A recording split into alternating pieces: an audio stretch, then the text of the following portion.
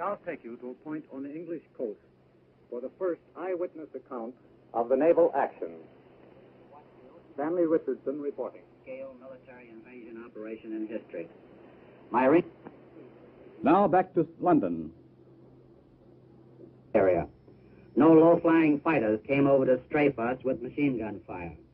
And no enemy vessels, not even one of their vaunted E-boats, came out to the attack. The officers and men with whom I rode wondered searchingly about this. They had been keyed up for some real German opposition, both from the air and the sea. Their trigger fingers were itching for a scrap, and they were a very disappointed lot at not getting it.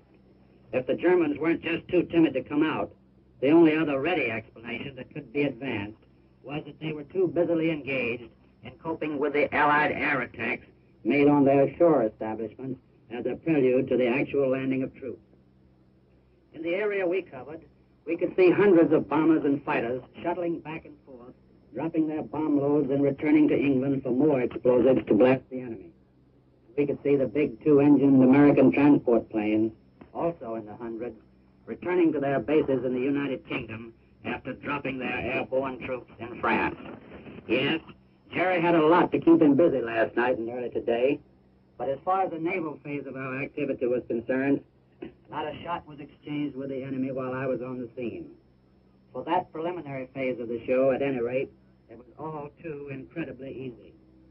We left our patrol torpedo boat based in daylight to accompany the slower-moving light advance guard of ships which had to pave the way for the actual landing.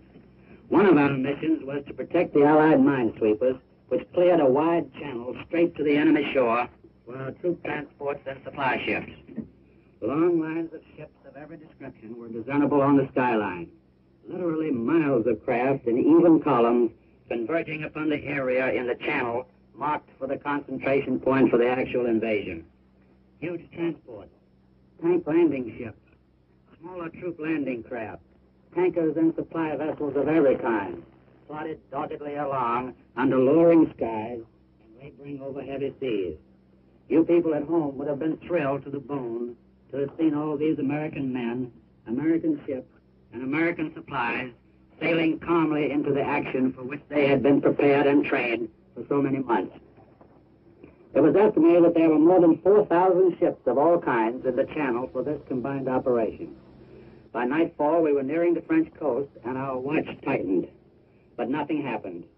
Even when a full, near moon, appearing fitfully from behind the clouds, gave our position away clearly to any enemy who may have been lying in wait for us. Then the fast and heavy combat ships moved up into position.